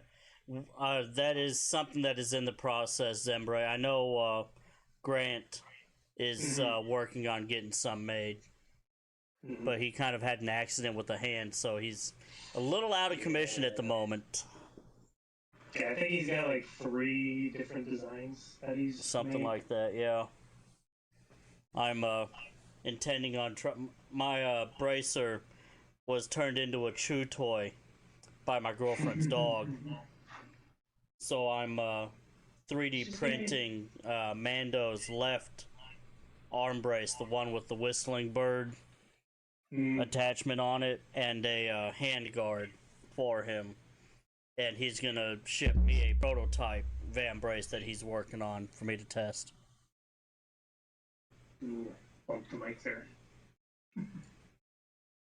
I did or you did? Someone bumped their mic. I don't think it was me. It might have been. It was me. Ah. But yeah, it's the drunk one. So long as it's like an internal use kind of thing, sort of like bartering in a way. Yeah. You don't actually have any actual monetary value.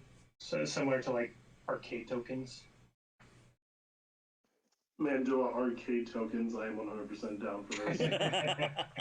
We'll set up our own tavern with blackjack and hookers. Forget about the blackjack. Just the I hookers. asked for the whole damn thing. Oh, but I like Just blackjack. the hookers.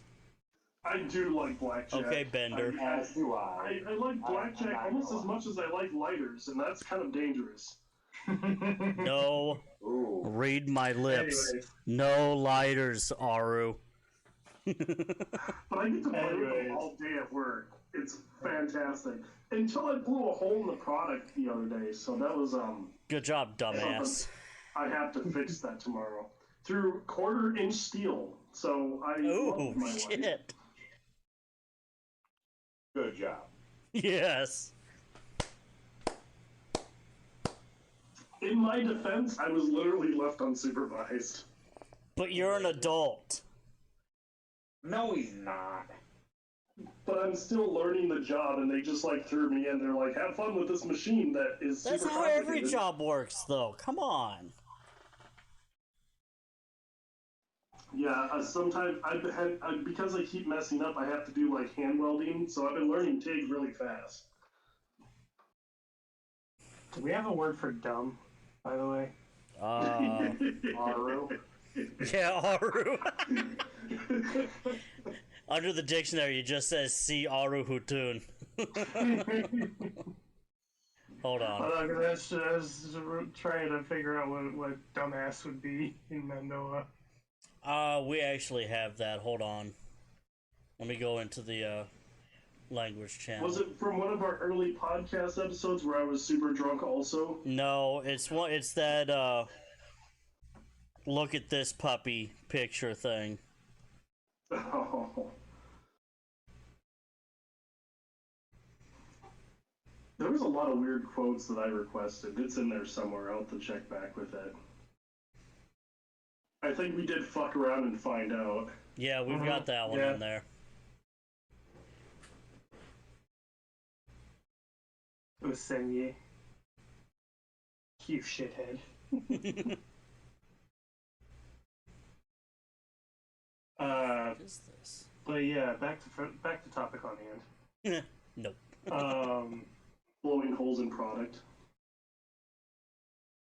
I mean, a good blowtorch to get your kiln going if it's a propane one is Necessary, yeah. But this one's electric, so. well. I wouldn't necessarily say necessary, because don't do it right. You may end up with a nice boom. But what I was saying nice for you can actually make, strongly ill-advised as it is, you can actually make a propane powered furnace for casting with a metal bucket, the forged concrete that I had mentioned, and just a few attachments to connect to a propane tank, making sure that you have a very long hose on the propane tank to keep it well away from the furnace, as well as a regulator to prevent the backburn that you could end up having. Okay, so the only things I could find were a smartass and dickhead. You Guys, there's an easy solution for this. Just make a small brick chimney in the backyard and get the air pump. That's all you need to do. It's super easy. Oh, that's a bellows forge that you're talking about. Yeah, that's all you need. I don't have a backyard, so I need one of those. Same. Well, that's when you steal your neighbor's backyard. Oh God. I live in the ghetto. I can't do that. Oh, that's completely how the ghetto works. Stealing things is how they operate. No, tactically acquire. I was gonna say receiving with a 5-finger discount, sir. All right, so the word Borrowing for without dumb. permission. The word for dumb is shave jarad. Shev Java Shebs. See. Yes, elect. Alec. Shave Jarad Shebs. Dumbass. I mean, that is the literal unable to speak dumb, though. We don't. There's only one dumb in the Tall Jair PDF. Well, I guess harassing people in Mandoa is just going to be that much harsher now. I was gonna say, or we could just shorten it, Aru. Yeah. I think that's official now. Now, see, the only thing is Aruhutun actually has a translation, which is why he chose that name. Counterintelligence is fun.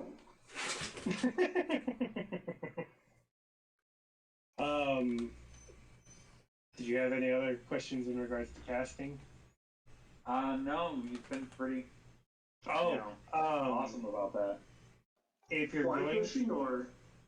going to be doing the not sand cast, but the actual mold cast for ingots and whatnot, make sure you warm those up as well before you actually pour the metal into them. Yeah.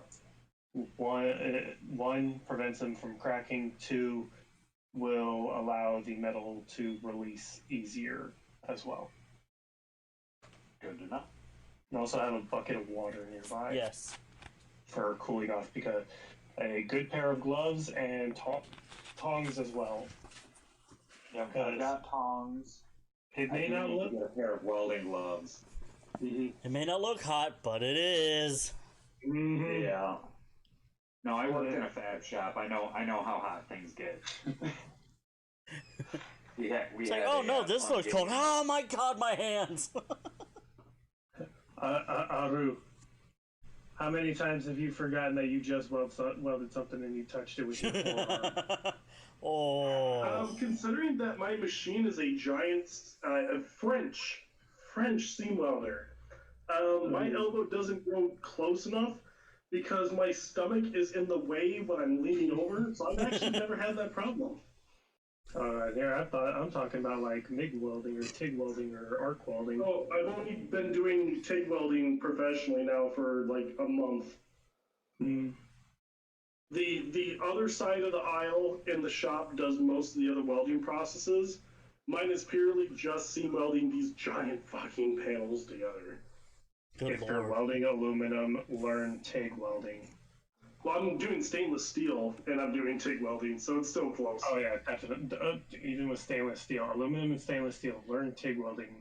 All those listening, to calibrate a MIG welder to do aluminum welding or stainless steel welding is such a pain in the ass.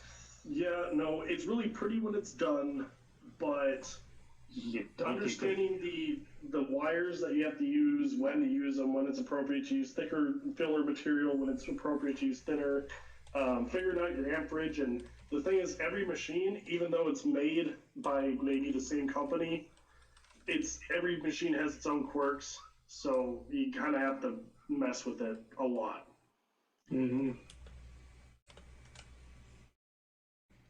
Also, if you get a multi-process welding machine, you have to understand that the price point of which that you bought it at is split up between those processes. So if you got a $900 machine and you have 4 processes, well, that's $900 split up between 4 processes.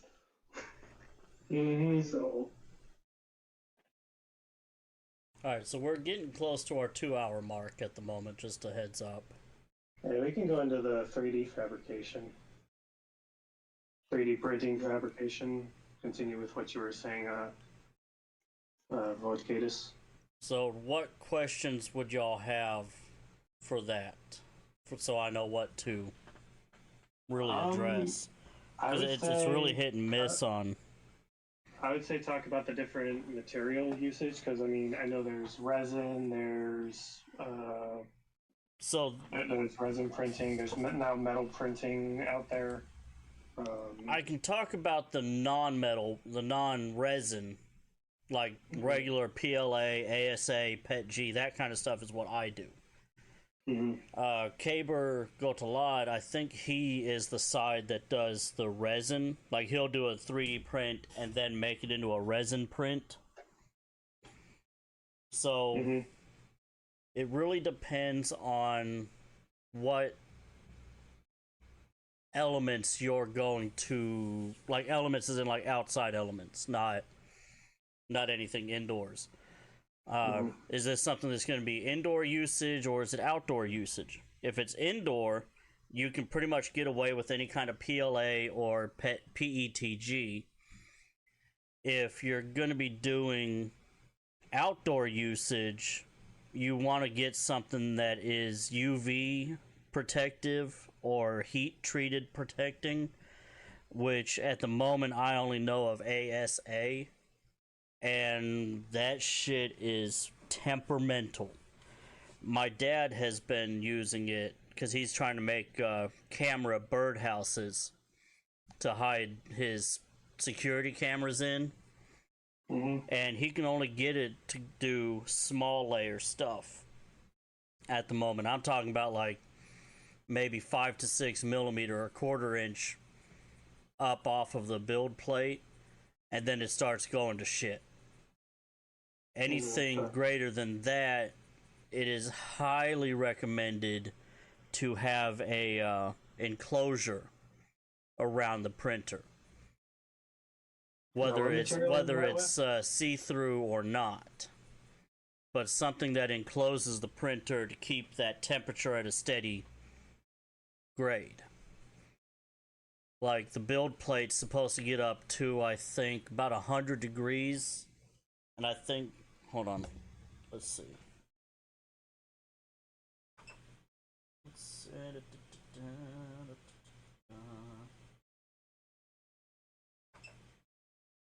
No, I don't want to do that. Preheat PLA. I know it's mainly used for cosplay purposes, but a fairly durable fabricating material. Oh no, you can use it for armor. Oh no, what I was going to talk about is a Sintra. PVC foam boards. Oh yeah, that's 100% cosplay. That's not going to stop shit. But 3D printed stuff like what I do and what several others in the guild do can technically be armor. With a single footnote: know the material that you're using and its temperaments. Because yes, technically you can stop some blunt force and some stabbies with 3D printed armor, but like leather armor, it's not going to be good against the Traciors. Yeah, it's lightweight. Starting to be a little bit cost effective. It is, but know the limits of the defensive properties is the best way I can put it. It's between the buyer and the maker to hash that out. What I was going to say with Sintra, though, is it's good. It's a good material to work with to get an idea of what you're wanting to make, sort of a mold or a model that you can then 3D scan into. Yeah. Do a 3D printed. Yeah, and now on the I'm trying to get at. on the flip side, you mentioned metal printing. There's actually some PLA filaments that are not metal coated, but it's metal filament, metal powder inside of the filament, and you'll sint that to basically melt the plastic filament off and leaves the metal print inside of it. Need a very special printer for that, though. No. Any standard 3D printer can do it. You just have to make sure you have the right hot end, the extruder piece, the tip, and you have to have the right filament. The extruder piece, the tip, needs to be a I don't remember what it was. I've got it back in my direct messages with someone because they were looking to do it, and was it Kansas? Is that who it was? That sounds familiar. No, it wasn't Kansas, Mando. Maybe Vettin Hodorod? Let's see. Yeah, that's who it was. Vettin Hodorod was giving me some stuff. The Virtual Foundry Matter Hackers has affordable 3D metal printing. And let's go ahead and go down the rabbit hole here real quick. Someone's going to bed. Is that what I just saw? Later, bud. I'm getting my stuff right here too, my CPAP. Yeah, I've got to go to sleep, guys. I've got to be up at 2:30. All good, bud. Also, there's a new super material we can make armor out of. It's called graphene. Look it up. Yeah, it's amazing. I'm going to get some clothes and shoes out of them. I know it's kind of off topic, but it's kind of related in a sense. It's mostly theoretical until they actually start getting industries onto it. But I think it's going to revolutionize certain things that we use in the metallurgy crafts. How do you spell that? Graphene is Graphene. I was gonna say probably close to a graphite. Yeah, it's actually basically just they do something to graphite or specific because graphite's carbon. Graphene is an allotropy of carbon consisting of a single layer of atoms arranged in a hexagonal lattice nanostructure. Yep, and so it's supposed to be stronger than steel, but stupid flexible. So it kind of like has the properties between like steel and aluminum. Interesting. It's amazing. Like it's, I got to see some metal products made with this already, but they're very few. Mostly everybody right now is doing carbon fiber. I think carbon fiber like hoods and everything for vehicles. Some of the guys that are big into like racing, we had to do a custom paint job in the shop once for a Type R Honda Civic that wanted a carbon fiber hood, and this thing was just light as shit. It was super cool, and it had this weird pattern on it, like straight from the factory. So all right, so I found the nozzle piece that I was thinking about. It's a ruby nozzle. So your standard PLA prints will be like hardened steel or brass or just regular steel. The metal filament strands, the PLA that has the metal embedded into it, will need a ruby nozzle, like the sapphire ruby gem. The very tip of it is a ruby, and that's the only thing you would need to upgrade your printer to be able to print Metal casting. Yeah. Or metal. Oh. And you can get anywhere from carbon fiber reinforced, ESD safe, flame retardant, fluorescent, glow, lightweight, quantum, silky, translucent.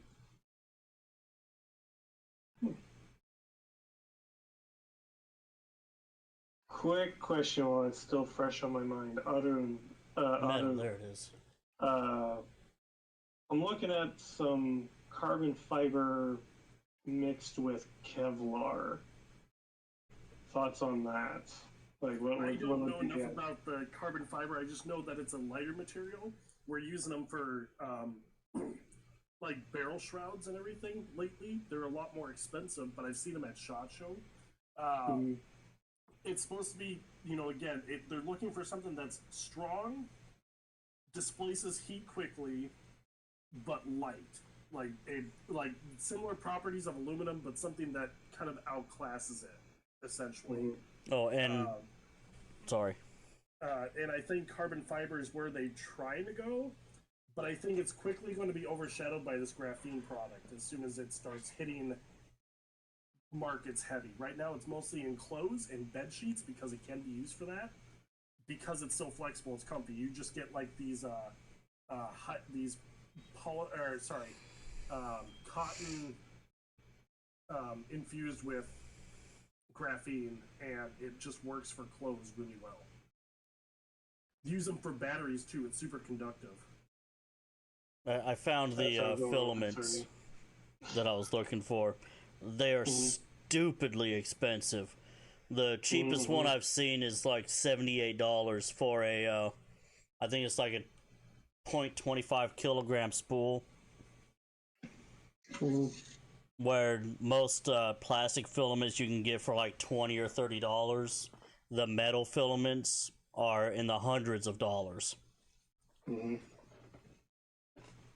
And I'll be back in just a second. I'm just going to go ahead and pause The term is infused, so it's a graphene infused product.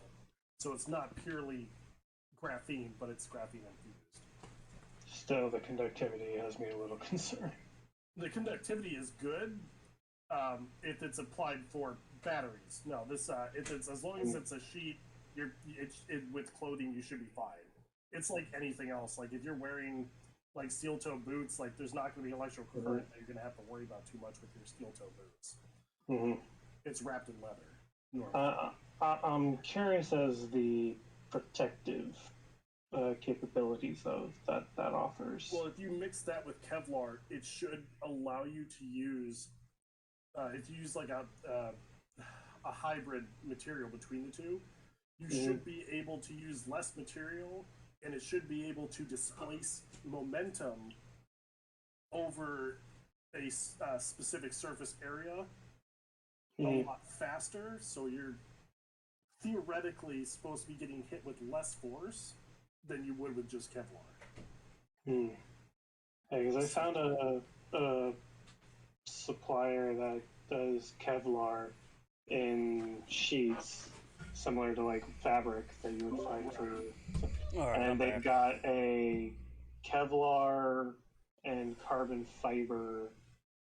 Yeah, carbon fiber's going to be used. And I don't know how widespread that's going to happen with the industry, because it might be competitive. It might get to the point where some people are going to be religiously tied to carbon fiber, or they're going to be religiously tied to graphene. I think it's going to go one or the other. I'm just curious because I've never heard of carbon fiber being used with Kevlar. I was just curious as regards it's weird. It's ability. The industries with metal and all that stuff and are kind of mating with literally every other industry in the world right now, just because people are looking for their next super material. All right. So that being said, I just noticed the time. I need to go to the store to get some stuff. And we're not playing cards before I get drunk and pass out? No, well, it's going to be a quick run to the store. I've got to get some supplies to clean up the 3D printer. I need to get a sponge and some more cleaning solutions so I can clean my print bed. And I really don't have anything for that at the moment. Play cards this week at some point. I don't have any plans this week after I get done with work at 4:30. Well, see, I go to work 2 to 10:30 Central Time, so Yuck. technically it's a third shift, but we work second shift hours. So that being said, we're going to go ahead and wrap up the podcast here. We thank everybody for being here and putting up with me talking for almost an hour straight on language. That being said, I kind of wanted to do that anyways because we needed a comprehensive session with all of the lessons again. Now, next week's podcast is going to be animal companions related. And we might throw in food and home brewing at the same time because all of those had the same vote amounts. So kind of like just a standard agriculture, like your end products and animal husbandry kind of shit.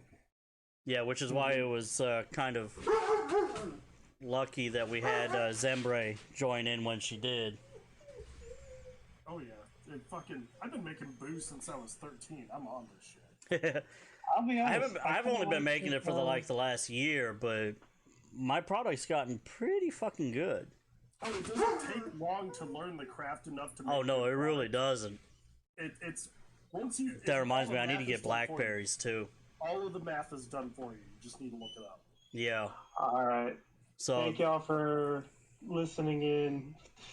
I'm pretty sure a lot of us have some food to get to for dinner, and some of us probably need to get to sleep for work in the morning. Yeah. Thank y'all.